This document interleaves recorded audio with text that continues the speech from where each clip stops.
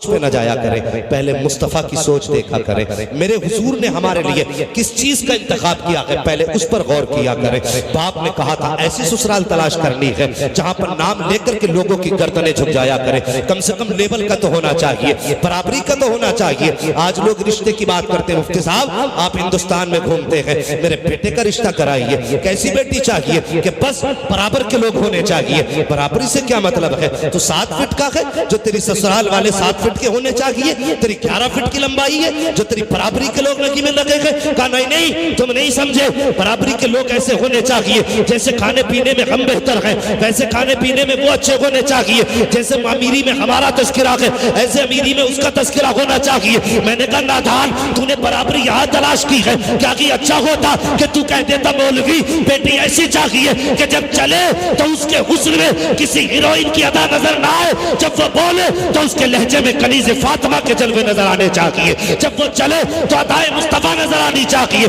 खुदा की कसम अगर ये पसंद बनाई होती तो घरों में झगड़े नहीं होते, आफतें नहीं आती, दरवाजा तेरा होता, कदम तेरी बीवी का होता, रहमत खुदाए वहदहू ला शरीक की उतरना शुरू हो जाए। नारे तकबीर, नारे रिसालत, नारे गौसियत, मसलके आला हजरत अल्लामा मुफ्ती हम्माद रजा साहिब किबला। नारे तकबीर, नारे रिसालत। हाँ भाई अपनी जिंदगी का इंतखाब बेहतर करो। सबसे बड़ी गलती हम ये करते हैं, मगर सोचो तो सही, हमने दौलत को देखा, शोहरत को देखा, रिश्ता करने के टाइम बड़ी अजीब चीज देखी जाती है। लड़की से पहले उसका मकान देखा जाता है, पहले देखा जाता है इसके मकान में ईंट कितनी लगी है, इसके मकान में सामान कितना लगा है, देखो तो सही मोहल्ले में कितनी ऊंचाई का मकान बना है। पहले हम बिल्डिंगें देखते हैं। और खुदा की कसम ये नजरिए बदल दो, अपने नजरिए बदल दो। घरों में सुकून चाहते हो तो सबसे पहले ये देखा करो जिस बच्ची को घर में ला रहे हैं वो कनीज़े फातिमा है कि नहीं, उसे कुरान आता है कि नहीं, उसे दीन आता है कि नहीं। मैंने कई जगह देखा का मौलाना बच्ची को एमए करा रहा हूँ, बीए करा रहा हूँ, इसलिए का लोग पूछते हैं क्या पढ़ा है, कितना पास की है, कितनी डिग्रियां इसके पास हैं। मैंने कहा जरा ठंडे दिमाग से सोच। खुदा की कसम आज पूरी दुनिया के अंदर मैं चैलेंज करने जा रहा हूँ, तुमने अखबारात पढ़े होंगे, न्यूज देखी होगी, हेडलाइन से देखी होंगी, हमारी मुस्लिम बेटियां गैर मुस्लिमों के साथ जा रही हैं। मुझे एक बेटी ऐसी बता दो जो मदरसे के पढ़ने वाली हो और किसी गैर मुस्लिम के साथ गई हो, जो मदरसे में तालीम याफ्ता हो और किसी गैर मुस्लिम के बिस्तर की रौनक बनी हो। जितनी बेटियां गई है, कोई स्कूल की पढ़ने वाली है, कोई कॉलेज की पढ़ने वाली है, कोई यूनिवर्सिटी की पढ़ने वाली है। और खुदा के वास्ते मैं दावे के साथ कहता हूँ अगर बेटियों की आखिरत संवारना चाहते हो, मैं तालीम का मुखालिफ नहीं हूँ, मैं तालीम का इख्तिलाफ तालीम से इख्तिलाफ नहीं रखता, लेकिन ये कहता हूँ कि बेटियों को दुनिया की तालीम बाद में देना, दीन की तालीम पहले दे दो। इसलिए कि अगर उसका कदम बहकेगा तो वो दिमाग लगाएगी, अगर कदम बहका तो बाप की इज्जत चली जाएगी, कदम बहका तो बाप की आबरू चली जाएगी, अगर गलत कदम उठाया तो भाई रुसवा हो जाएगा, अगर मैंने गलत फैसला किया तो खानदान की इज्जत चली जाएगी। ये कब होगा? ये तब होगा जब बेटी को कनीज़े फातिमा बनाया जाएगा, मुस्तफा की शहजादी की तालीम से जोड़ा जाएगा। अगर तेरी बेटी कुरान की कारिया बन गई तो कोई बाप रोएगा नहीं, बल्कि गरीब बाप भी फख्र से कहेगा कि मेरे घर में जो बेटी आई है इस बात पे मुझे शर्म नहीं आती बल्कि मुझे फख्र है, मैं कार्य कुरान बेटी का बाप बना करके दुनिया में भेजा गया। जिंदाबाद जिंदाबाद, बहुत अच्छे भाई, जिंदाबाद। कि अपनी बेटियों को पढ़ाओ। हमारे मिजाज देखो, बहुत अच्छे। हमने कहा एमए कराएंगे, बीए कराएंगे, बीएड कराएंगे, वो मर्जी है तुम्हारी। मैं अक्सर कहता हूँ तालीम औरतों की जरूरी तो है मगर खातून खाना हो वो सबा की परी ना हो। अपनी बेटियों को कनीज़े फातिमा बनाओ, कनीज़े फातिमा बनाओ, इन्हें दीन की तालीम दो। अब वो दौर नहीं रह गए कि कौन सा एमए पास है, कितनी डिग्रियां इसके पास है। सबसे पहले ये पूछ इसे मुस्तफ़ा का दिया हुआ कुरान आता है कि नहीं। सबसे पहले ये पूछ इसे हुजूर की हदीस आती है कि नहीं। दावे के साथ कहता हूं जिन घरों के अंदर कुरान पढ़ने वाली बेटियां आती हैं उन घरों में बलाएं नहीं आया करती। आज जाकर के देखो कौन से मजार पे भीड़ नहीं है, ऐसी लुटेरे बैठे। अगर दिमागी तवाजुन खराब है तो कह रहे इस पे 6 सवार है, उसने ठेका ले रखा है, जितना चाहता किताब खोल के निकाल देता, 12 का असर है। ओ भाई अगर घरों में सुकून चाहते हो, अरे कितने घर तुम्हें बताएं जो गलत बहुओं की वजह से वीरान हो गए। हाँ, बुरा मत मानना अगर कोई इस मर्ज का शिकार हो तो। इल्ला माशाअल्लाह किसी एक पे असर हो गया, ये कि 100 की 100 बीमार है तो 100 की 100 पे असर है। घर के घर तबाह हो गए। और सीधा साधा आदमी अगर मियां ने कह दी कि 40 जुमेरातें आनी है तो नमाज छूटे, जुमा छूटे, हज छूटे, ज़कात छूटे, ये सब छूट जाए। मियां का कहना हुआ कही हुई बात नहीं छूटनी चाहिए। इसे जाना है 40 जुमेरातों तक, चिराग भी जला रहे हैं। हाँ, 40 जुमेरातें यहाँ गुजारनी है। वो अल्लाह के बंदे में दावे के साथ कहता हूँ, तुझे मियाँ ने कहा था ना 40 जुमेरातें यहाँ गुजारनी है, और तेरे घर में कितनी भी बड़ी बला थी ना, तो 40 दिन अल्लाह के घर मस्जिद में गुजार देता। सिर्फ मस्जिद में 40 दिन गुजार दे, खुदा की कसम मियाँ का दिया हुआ तावीज़ उतना सुकून नहीं दे सकता जितना सुकून अल्लाह के घर में 40 दिन तेरी नमाजें पढ़ना तुझे दे सकते हैं। किस जगह पे चले हैं हम, कहाँ जा रहे हैं हम? दीन से दूर हो गए, बहुत दूर है तालीम से हम। अजी चलो तुम ही बना लेना मुल्ला। और कुछ तो ये कह देते हैं कि साहब इन्हें क्या करेंगे पढ़ा के, बेटी तो पराया धन है, बेटी पराया धन। मुझे एक बात बताइए, जब ये तुम्हारे घर में पैदा हुई तुमने कहा पराया धन है, जब ससुराल गई तो उन्होंने कहा ये पराए घर की है। मुझे ये फैसला करके बताओ इस बेटी का अपना घर कौन सा है? ये भी तो दुनिया में इंसान बन के आई है, इसका भी तो अपना हक था। बाप ने कहा पराया धन, ससुराल वालों ने कहा पराए घर से आई है। 18 साल तक ये सुनती रही इसे पराए घर जाना है, और बाकी की जिंदगी के साल इसने ये सुन के गुजार दिए कि ये पराए घर से आई है। मुझे फैसला करके बता इसका अपना घर कौन सा है, बताया जाए। क्या इस बेटी को कोई घर दिया कि नहीं? हमने ये सोच करके बेटियों को नहीं पढ़ाया, क्या करेंगे पैसा खर्च करके, ये हमारे किस काम आएंगे, ये सोच करके बेटियों को तालीम नहीं दी। और तुमने 10-10 लाख बेटों की तालीम पे लगाए, क्या सोच करके कि ये बुढ़ापे का सहारा बनेगा, बुढ़ापे में हमारे काम आएगा, इसलिए 10 लाख लगाए हैं। इसलिए तुमने 10 लाख उसको डिग्री कराने में लगाए, बेटी को 1 लाख रुपए लगा करके पढ़ा ना सके, ये सोच करके ये पढ़ेगी तो पराए घर चली जाएगी, हमारे किस काम की है। अगर तेरी समझ में ये बात नहीं आई हो तो सुन, आज मैं बताना चाहता हूँ, अगर बेटा तेरा बुढ़ापे का सहारा होता है तो सुन, बेटियां आखिरत का सहारा हुआ करती है। मेरे हुजूर ने फरमाया तेरी बेटियां तेरे और जहन्नम के दरमियान एक दीवार बन जाएगी। अगर तू जहन्नम में जाएगा तो बेटियां हाथ पकड़ के तुझे जन्नत के दरवाजे तक लेके चली जाएगी। वाह जिंदाबाद, नारे तकबीर, नारे रिसालत, नारे गौसियत, मसलके आला हजरत, फैजाने आला हजरत अल्लामा मुफ्ती हम्माद रजा साहिब किबला, नारे तकबीर, नारे रिसालत। बहुत अच्छे, जिंदाबाद। हमने इतना जुल्म किया बेटियों के साथ, आज रो रही हैं बेटियां, रो रही हैं आज बेटियां। बाप भी जाहिल था, माँ भी जाहिल थी, इल्म की कदर दोनों ने नहीं जानी। अगर तुम चाहते हो ना आने वाली नस्लें बेहतर हो तो खुदा की कसम उन बच्चों को गोदें अच्छी दे दो। अगर गोदें अच्छी होंगी तो नस्लें भी अच्छी होंगी। हाँ, जिस तरह अच्छी फसल के लिए अच्छी जमीन जरूरी होती है, उसी तरह अच्छी नस्ल के लिए अच्छी मां जरूरी होती है। याद रखना, अच्छी नस्ल के लिए अच्छी मां जरूरी है। अगर तुम्हारी बेटी ने सिर्फ 2 साल भी मदरसे में गुजारे होते ना, और बच्चा रोता ना, तो वो मोबाइल बजा के गाना बजा के कान पे न रखती, कम से कम इतना तो करती कि गाने की जगह मुस्तफा की नात लगा देती। लेकिन पूरी जिंदगी बाप के घर नाटक देखते रही, सीरियलों में जवानी गुजर गई, जब बच्चा रोया फिर गाना लगा के दे दिया। और लोग, हमारी कौम के कितने सीधे लोग हैं, कहते नहीं नहीं 12 साल तक तो बच्चे बच्चे होते, 12 साल तक बच्चे बच्चे होते, अभी कोई बात नहीं है। अगर 8 साल में बच्चा किसी का अंडा चुरा लाए ना, अम्मा कहती थी बच्चे ही तो छोड़ो जी, अभी बच्चे ये नासमझी में ले आया।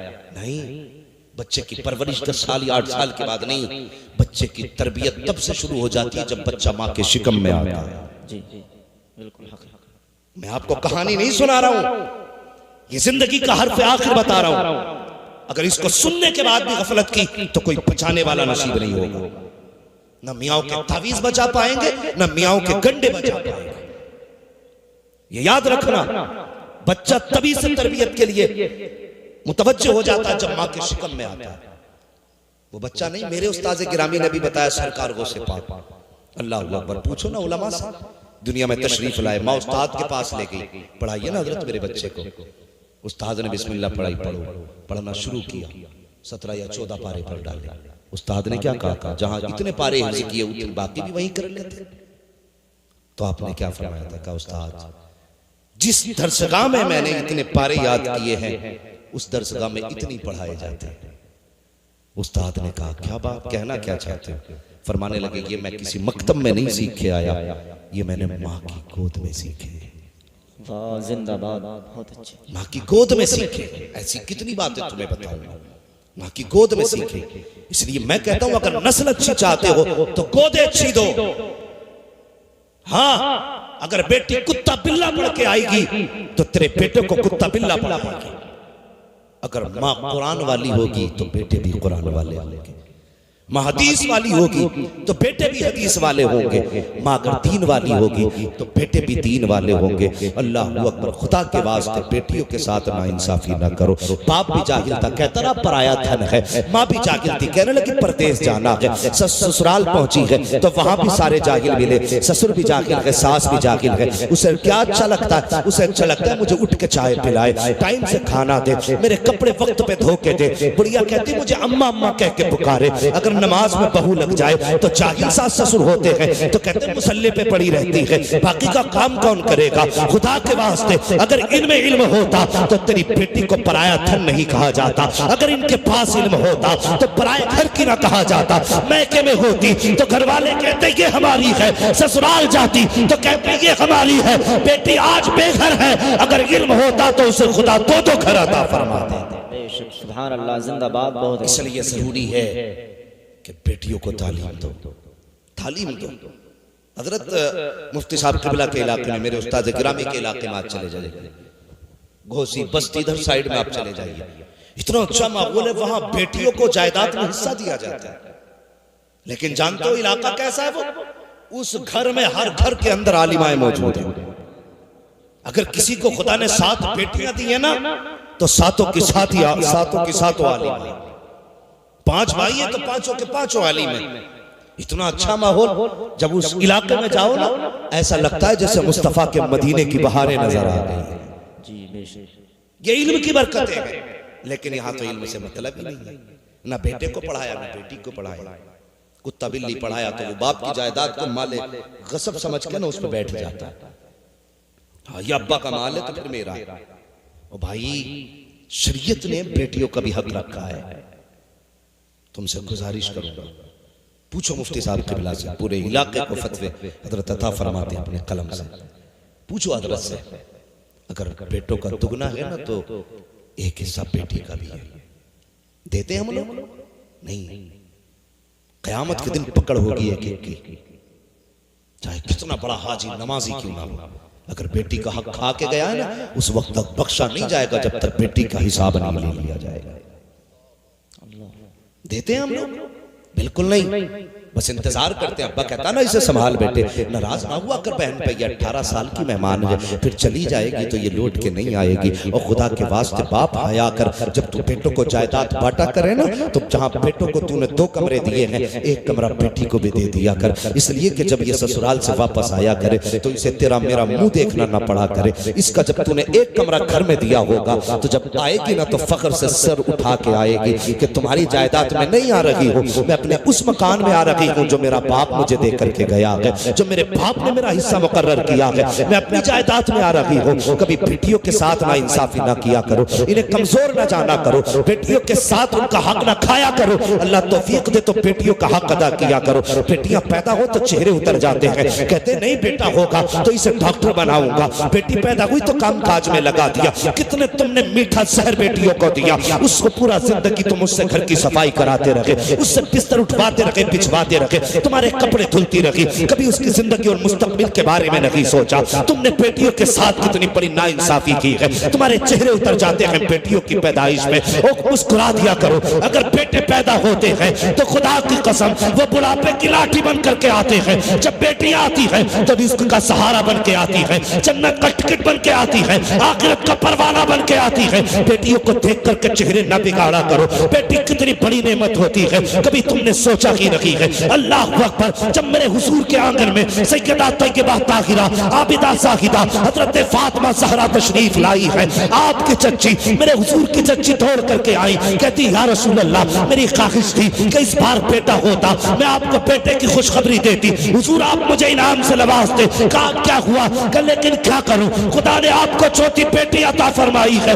मेरे हुजूर अपनी जगह से उठे और अपनी चच्ची का इस्तकबाल किया, फरमाने लगे चच्ची क्या सोच के आई थी? कहा ये सोचा था अगर बेटा पैदा होगा मैं खुशखबरी दूंगी, मुस्तफा मुझे इनाम से नवाजेंगे, अब खाली हाथ जाना पड़ेगा। मेरे नबी ने फरमाया चच्ची खामोश हो जा, अरे बेटे वाले क्या देते हैं जो तुझे बेटी वाला देने वाला है? तूने मुझे फातिमा की खुशखबरी दी है, जा मैं तुझे जन्नत का परवाना अता कर रहा हूँ। जिंदाबाद, नारे तकबीर, नारे रिसालत, नारे गौसियत, मसलके आला हजरत, फैजाने आला हजरत अल्लामा मुफ्ती हम्माद रजा साहिब किबला, नारे तकबीर, नारे रिसालत, जिंदाबाद। बहुत अच्छे। उसकी पैदाइश में चेहरे क्यों बिगड़े? सिर्फ यही कसूर है ना बेटी है, यही खता थी ना उसकी कि वो एक बेटी बन के पैदा हुई, तेरे साथ कांधे से कांधा मिला के लड़ नहीं सकती। लेकिन सुन, खुदा की कसम, जब बेटे साथ छोड़ जाते हैं तो बेटियां साथ निभाया करती हैं। लिख लेना और जाओ अपने पूरे गांव में सर्वे कर लो, प्रधान से लेकर के चौकीदार तक, जमादार से लेकर जमींदार तक जाओ, जाकर के देखो जिसे भी बेटों ने छोड़ा है उसे बेटियों ने सीने से लगाया, बेटियों ने सीने से लगाया। और भाइयों से गुजारिश करूंगा, तुम ये मत समझना बेटियों की तालीम पे खर्च होगा तो हमारा जाएगा, तुम नहीं जानते। जब बेटा पैदा होता है फरमाता जा अपने लिए भी कमा, अपने माँ बाप के लिए भी कमा, लेकिन जब बेटी आती है तो फरमाता जा मैं तुझे भी दूंगा, तेरे सदके में तेरे माँ बाप को भी दूंगा। की बेटी होती है। और पूछो यार बेटियों वालों से, खुदा की कसम मैं दावे के साथ कहता हूँ, जिस घर के अंदर 9 बेटे और 1 बेटी ना हो, वो घर 9 बेटों के होते हुए कब्रिस्तान लगता है। और जिस घर में बेटे ना हो, 1 बेटी हो, खुदा की कसम वह अकेली बेटी पूरे घर को जन्नत बना के रखती है। ये बेटी की बरकत है। और सुनो, दावे के साथ कहता हूं, कितनी भी थक के आओ, मजदूर तबके के लोग होंगे, मेहनत कश लोग होंगे, कितना भी थक के आओ, शाम को अगर बेटी सीने पे लेट जाए ना, उसके ठोकरों के सदके में अल्लाह बदन की थकन उतार दिया करता है। लेकिन हमने बेटियों के साथ ना इंसाफी पैदाइश से की है। बेटी पैदा हुई ना तो दादा का मुंह बिगड़ गया, फोन करके कहते हैं सुन रहे तेरे घर में बेटी आई है, क्या हुआ तुझ पे पहाड़ गिर गए? कि ख्वाहिश थी पोता है, वाह मांग पोते सजदों में यही जूते मारेंगे। मैं जानता हूं बेटों से नस्ल चलती है, लेकिन जानते हो बेटियां घर का वकार होती हैं, बाहर होती हैं बेटियां घर की। ससुर जो दादा है ना, उसके कलेजा फट गया, आज बेटी पैदा हुई है बेटे के घर में, मर गया तो कि नहीं मेरा बेटा पहले से गरीब था, फिर बेटी आ गई, अब जिंदगी में कहां से कमाएगा? नादान सुन, अगर गरीब था और बेटी आ गई है ना, तो समझ ले अल्लाह ने तेरे घर में रिस्क के दरवाजे खोल डाले।